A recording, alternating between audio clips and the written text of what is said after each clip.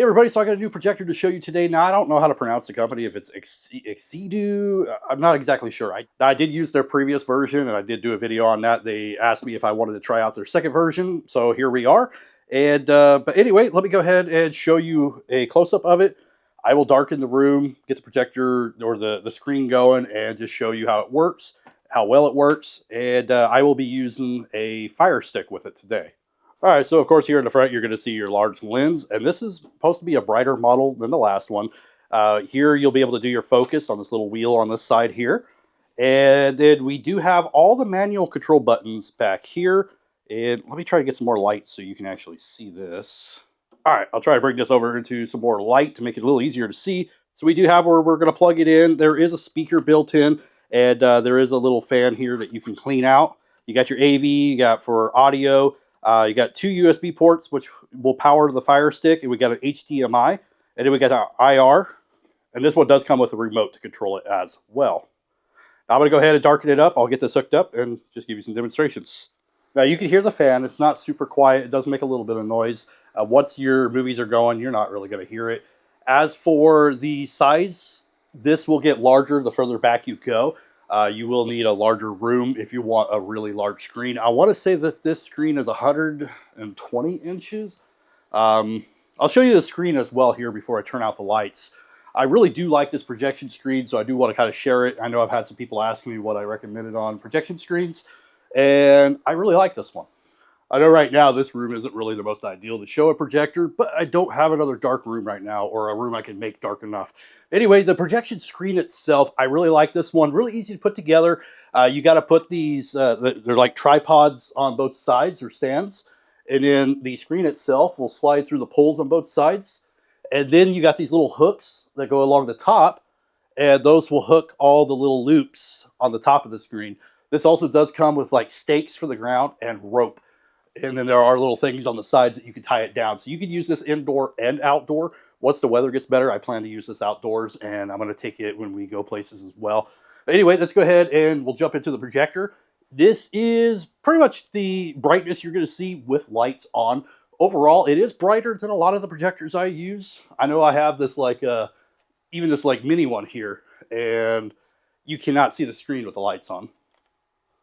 Now, the remote does work from the front. Luckily, I didn't test that out, but it is working. This does have Android mirroring. It also has iOS Wi-Fi mirroring and iOS app mirroring. So you can mirror things on your phone to the projector if you wish to do that as well. Also, there is Bluetooth speaker. You can go into your settings and you can change some settings there. There's not a lot of settings that you can change. You can kind of go in here and you can do like your projection mode. Like right now, I have it kind of on a table. And you can set it up where, well, that's going to be kind of like where it's backwards on the ceiling, I think. Choose to whatever you need. I have to be able to see it. Zoom in or out. You can always, like digitally, let's see how much. I think you can mostly only zoom out. Yeah. You can zoom. Yeah, so you can only zoom out digitally. But that is an option if you're wanting to do that. You do have your fast keystone correction. So if you do have, the keystone is going to correct like if it looks like it's like tilted, the screen is like bent or whatever, if that makes sense. You can use the keystone correction to kind of fold it back into place. Same thing with the quarter correction, keystone correction reset if you completely screwed it up and you just want to start fresh. You can go in and, of course, there is Wi-Fi. You can connect that, Bluetooth settings.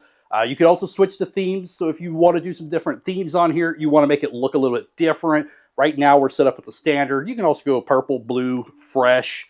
I'll go ahead and stick it to the fresh one. Or actually, I'll go purple. That way you can see more of a difference there. There we go. Now it's purple. And then, of course, you do have some other settings. We could go.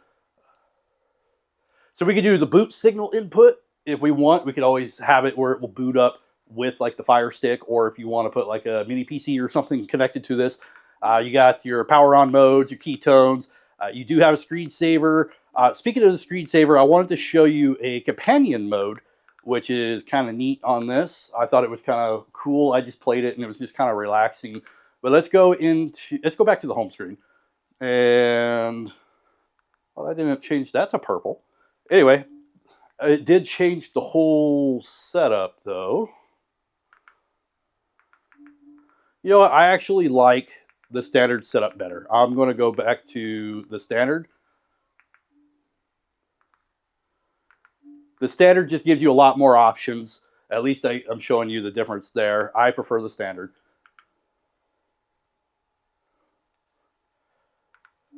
All right, so what I was talking about with the companion mode, let's go ahead and open this because I thought it was just really neat. There's a few different things that you could do. If I turn out the lights, it's even better. But you got ambient mode, and you could do it. It's like live photos. So we have, like, I really like this one. You have the sound of the rain, all the plants. If you follow me, you know I love plants. I got them everywhere. But yeah, you could have this set up and you can just sit here and you can listen to it. You can watch it. It's got sounds. Also, if you forgot how to do certain things on here or you lost your manual, you can go into the e-manual and you can scroll down and you can get QR codes and you can download all the manuals for this if you need it in the future. Really easy to find it right there. Let's go ahead and switch over. I do have the Fire Stick set up. I'm going to go ahead and load that. I'll show you some demonstrations of the quality with the lights out. Okay, so we got it loaded up. Picture quality is pretty decent. Now, this is a 1080p projector, native 1080p. It will play 4K content, but it's going to be downscaled to 1080p. All right, and due to copyright issues, I'm not going to play any like streaming footage. I am going to use the YouTube, and I'm just going to use a 4K video that someone has of scenes and also music to kind of just give you an idea of what it sounds like and what it looks like.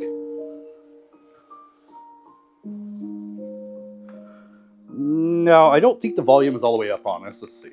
No, it's not at all.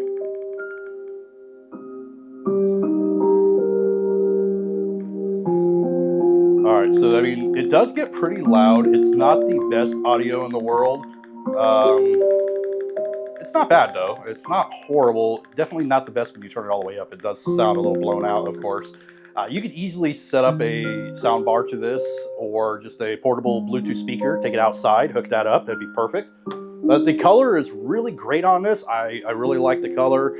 The sound could be a little bit better, but I haven't had a projector that had amazing sound at all.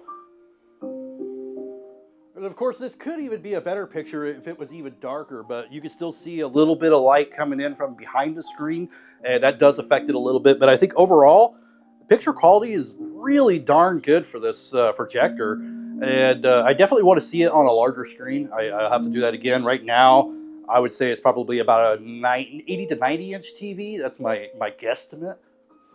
You can adjust that little side wheel to tune it in and get rid of that blurriness. That looks pretty good though. And since I wanted you to see some more of the colors of this projector, it does display bright colors very well. We can bring in some of the like a 4K aquarium footage here. Nice bright colors. It's not displayed in 4K, but still gives you a nice look at the bright colors that it can do. Overall though, looks really nice. I did another look with the lights on 100%. That way you can see just how well it will do in a brighter light. Of course, you're definitely going to want it darker. Ziggy, turn bedroom light down to 20%. Now with dimmer lights, it's going to be a little bit better, but as you can see, this is definitely going to be better in a darker environment, nice and dark, but you can still see it even with the light on. Anyway, that's my quick demonstration of the Xidu projector. I really should find out how to pronounce that. I've used a few of their products and I still don't even know how to say the name correctly. But anyway, hopefully this gives you a good idea what to expect with this projector, what kind of screen that you can get out of it. Overall, I think it's a pretty nice projector especially for the price point. It's got a lot of features that you can connect a lot of things to it. You can do the mirroring, you can do the HDMI, you can just use a Fire Stick, you can take this outdoors, a lot of it. And anybody that's interested in the screen, I will also put a link down below for that one as well. Anyway, thank you for watching, and I'll see you in the next one.